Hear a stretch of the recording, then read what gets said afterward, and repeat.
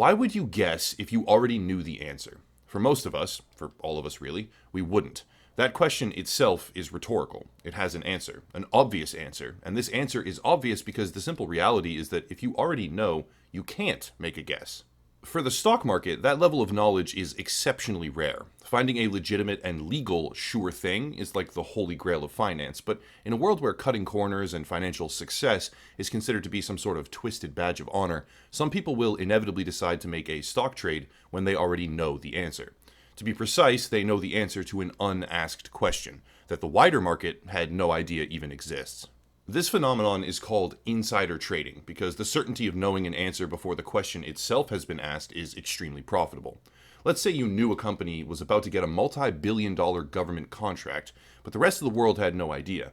That kind of revenue would obviously impact the share price, and you could buy up as much of the stock as possible, ready to sell into a wave of new buyers that just found out the news later on. Of course, it would be highly illegal in today's market conditions to do that, but that kind of certainty would allow you to make tremendous gains with very little or no risk. So, why does it matter? Well, it matters because today I want to examine the trading patterns and prior stock sales of Paul and Nancy Pelosi. For those that don't know, Paul and Nancy Pelosi are an American couple with a conjoined net worth over $200 million, depending on stock and real estate prices. Not only that, but Nancy Pelosi is also the Speaker of the United States House of Representatives, one of the highest positions in the entire American government, while her husband is the owner of a sizable venture capital investment firm. Combined, Nancy and Paul Pelosi represent almost 120 years of political and financial power in this nation, but today I want to focus on where the money comes from, how it is gained, and ask the question, is it even legal? Before getting started, I need to clarify something. I am treating these two individuals as a joint financial entity. Paul and Nancy Pelosi have been married for many decades. This means that they are linked directly, and while they have publicly maintained that no insider information has ever changed hands between them, their assets are jointly owned. While one works at the epicenter of American government, the other makes millions in a market that very often reacts based on government decisions. For today, I will make no definitive claims about whether or not information is being shared between them, but I'd like to showcase a series of events in chronological order. Let's begin. It all starts with an American multinational technology company called Nvidia. Nvidia is best known for its design and manufacture of graphics processing units, GPUs, but beyond that, they have a hand in a variety of other industries and fields. Nvidia is a large company, a successful company, and a company with increased business as the adoption of video games and crypto mining have exploded in recent years. But Nvidia also represents a very unique opportunity, if someone were able to understand insider information. In June of 2022, Paul and Nancy Pelosi, as per governmental requirements, disclosed a purchase of 20,000 Nvidia shares. In today's market conditions, which were similar at the time, that would be roughly $3.7 million. In a vacuum, this would just be a wealthy couple investing millions of dollars in a company that they believe to be profitable, but we do not live in a vacuum. This trade, June 17th to be precise, occurred at an interesting time. While Paul Pelosi was purchasing millions of dollars of Nvidia stock, Nancy Pelosi was advocating for and pushing through a 1,000-page piece of legislation called the CHIPS Act that would provide over $50 billion in tax credits and subsidies for American-based technology companies such as Nvidia. The conflict of interest here is very obvious. A husband is buying millions of dollars worth of stock market options while his wife is pushing legislation that will give them billions in credits and subsidies. What could go wrong? The answer is everything. Not only did this dawning reality spark widespread calls for harsher regulations of congressional trading, it also pushed Nancy Pelosi into a mainstream public opinion storm as her integrity was called into question and her finances were scrutinized. The result? Paul and Nancy Pelosi sold their Nvidia stock at a significant loss mere days before the bill was actually pushed through to the president's desk. More interestingly, this was the first time in history that the Pelosis had disclosed a stock trade on the same day that it was executed. Going back, trades for Apple, Amazon, Visa, Alphabet, and more were all being disclosed weeks or even multiple months after they had been made. The sale of Nvidia, with a special note clarifying that this was one of the exceptionally rare instances where they had actually lost money, was declared on the same day it occurred. Now, one might logically think that this is the end of the story. A wife pushes legislation that will tremendously benefit a specific company, a husband spends millions of dollars on that same company as she does it, and when called out, they run for cover. But no, it's not over. Let's look at some of the Pelosi's other holdings, because the picture is only just beginning to form. After public scrutiny grew, media and individual investigators began to report on all of the Pelosi stock trades, and within those reports are some interesting findings. Here, as reported by Insider, we can see that Paul Pelosi, over the span of about a year, has acquired millions of dollars worth of AllianceBernstein. AllianceBernstein is a global investment firm, and among their portfolio of significant holdings, we can see $153 million of TSM. Now, TSM, Taiwan Semiconductor Manufacturing, is an important company to remember because they are the global leader of semiconductor chip fabrication. So how does it connect? Well, if we remember that the Pelosi sold millions of dollars of Nvidia, at a loss I might add, possibly in response to public criticism, it would make sense that they maintained another angle of profiting from the CHIPS Act. But there's something else to consider here that has far more weight in my opinion. In July and August of 2022, there was a leak from the White House. Nancy Pelosi, it turned out, was going to visit Taiwan. This put her at odds with the Biden administration because the trip was very controversial. China has strong opinions on sovereignty and territory possession, so Nancy Pelosi visiting Taiwan as a high-ranking government official was sure to create tension. Just a few days after the sale of their Nvidia stock, Nancy Pelosi did indeed go on the trip, and on August 2nd, she published an op-ed in the Washington Post. This op-ed was a lengthy explanation of why she was leading the delegation, making no mention of semiconductor chips, domestic manufacturing, or TSM, and it contained a strong implication that the purpose of this trip was to infuriate China. She simultaneously says that the trip in no way contradicts the One China policy, but then makes specific mention of Tiananmen Square, a subject that can only ever infuriate the Chinese government and is heavily censored in that region.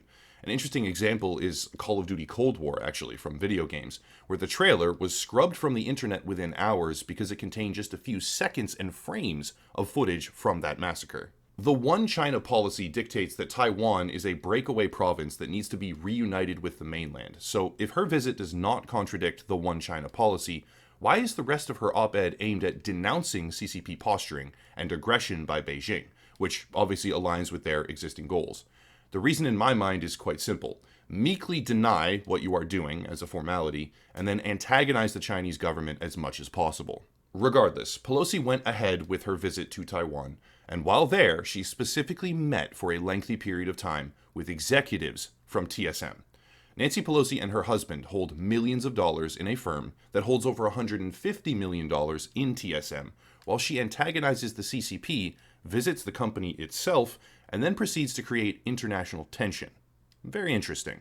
Now, one theory I have heard repeatedly, a prominent theory on social media, but an incorrect one, is that the Pelosis intended to purchase Nvidia, inflame tensions with China over Taiwan, and reap the benefits of market corrections if actions were to be taken against Taiwan by China, thereby impacting TSM. That is highly unlikely, and I'll tell you precisely why. Nvidia does not make their own silicon chips. In fact, TSMC is now the sole supplier of Nvidia for all of their GPUs, and also a wide range of other products that they sell, a significant number in fact. TSMC in Taiwan being damaged by Chinese action would destroy the share price of Nvidia as well. So what's really going on? Let me ask a question. Is it possible, having defied the Biden administration on purpose to craft this visit, and having previously held millions of dollars worth of Nvidia stock, that the Pelosis were aware that inflamed tensions could spell disaster for their prior investment? Is it possible that a husband would buy massive amounts of stock as his wife promotes government legislation to benefit that stock, and then sell it at a loss right before his wife then goes to a country, infuriating a world superpower, which could have disastrous consequences for that same stock and its entire surrounding industry? Is it possible that all this, the whipsaw back and forth of buying and selling, would occur within such a short time frame? Is it possible that it's just coincidence? Or is it likely that somebody knows the answers before they heard the question? It turns out, 2020 hindsight as a factor, market reactions are beginning to give us a better picture already. Taiwan is in the spotlight, and it's not a good thing. The actions of Nancy Pelosi, according to Barron's, have created significant risk for TSM, all of its clients, and the global chip economy if Beijing retaliates. Investors might be at risk, but the Pelosis have now offloaded their millions of dollars of Nvidia stock, which greatly insulates them from whatever might happen next. They are not fully immune, by the way, but they are certainly more insulated than they were just a few months ago. And all of these moves, the action and the reaction, are a result of Nancy Pelosi's own governmental decisions. Buy a stock? Turns out Nancy is pushing something beneficial for it at the top levels of government. Sell that stock? Turns out Nancy was about to do something very risky that could hurt it on a global stage. And this is far from the only example. In March of 2021, Nancy Pelosi disclosed that between $2 and $10 million worth of Microsoft stock had been purchased. On its own, that's not uncommon. High-profile tech stocks are traded by a wide range of investors every single day, but this time was different. Within less than 2 weeks, Microsoft had been awarded a $22 billion government contract with the military to provide augmented reality headsets. Also in 2021, May 21st and June 18th to be exact, Nancy Pelosi disclosed high six-figure and multi-million-dollar purchases in Apple, Amazon, and Alphabet, the owners of Google. Again, significant stocks in the market. Usually nothing to see here.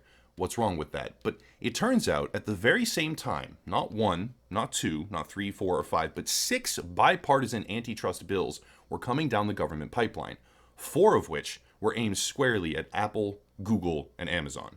Now, this would obviously require the question, why would the Pelosis buy millions of dollars of tech stock that was possibly going to be broken up or otherwise significantly damaged by regulation? It's a good question, but what if you had the answer before the question was even being asked? It turns out that Nancy Pelosi, a representative from California, no less, where big tech composes a significant share of the state's economy and tax revenue, has oscillated back and forth numerous times over the years between support, whether legitimate or feigned, of big tech regulation, and outright opposition to various reform efforts.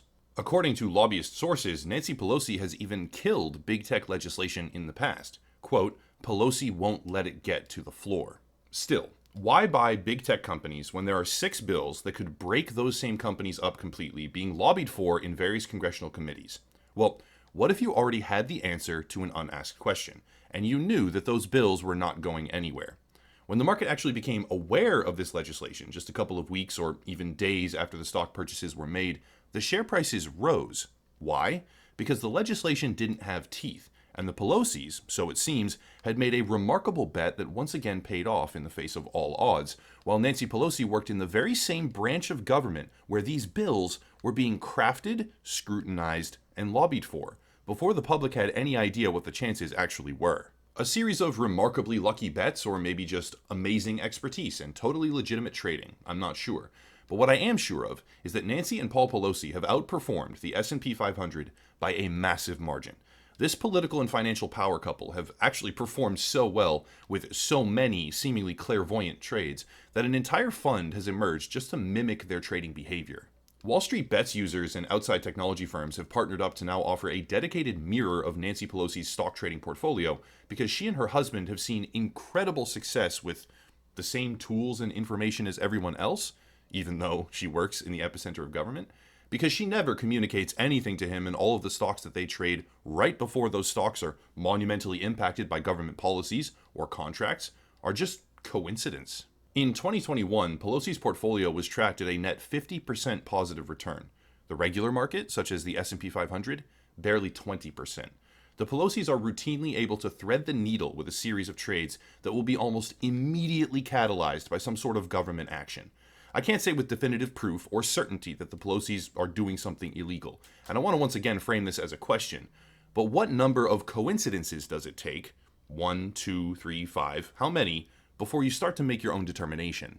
Everyone has a different answer, but more and more every day, people in America are reaching that threshold because members of our government on a fixed salary of, say, $200,000 are going in with a couple $100,000 in assets and coming out with tens of millions or more. Where's that money coming from? What precisely did they do to earn $100 million from stock trades and speaking engagements? The answer? They already know, but all of us get to sit here and wonder because, of course, they would never share anything with their spouse, and of course, they would never buy millions of dollars of Zoom stock and teleconferencing options right after an early coronavirus briefing. That did happen, by the way, it just wasn't Pelosi, but some congressmen were buying Zoom and even selling cruise lines. Also, one of the congressional members doing that was married to the chairman of the New York Stock Exchange, because the spider web is incredible. But they were doing this right after they had a security briefing on how bad COVID might actually get. Oh, and the kicker, some of them were also frantically buying up stock in Moderna, one of the companies responsible for vaccine production, before the government had even classified COVID as a pandemic. So that's fun. Anyway, Nancy Pelosi and her husband Paul have got to be some of the best stock traders in the world, if they're honest. or the most obvious example of unpunished insider trading that I have ever seen if they aren't. However, ultimately, that's not my call to make. That's it. If you want to support, please check out the links down below, primarily Locals and Patreon, also Odyssey, a YouTube platform alternative, merchandise, social media, another YouTuber to check out, and more, but I'll cut it there and stop rambling. As always, thank you all for watching, and have a nice night.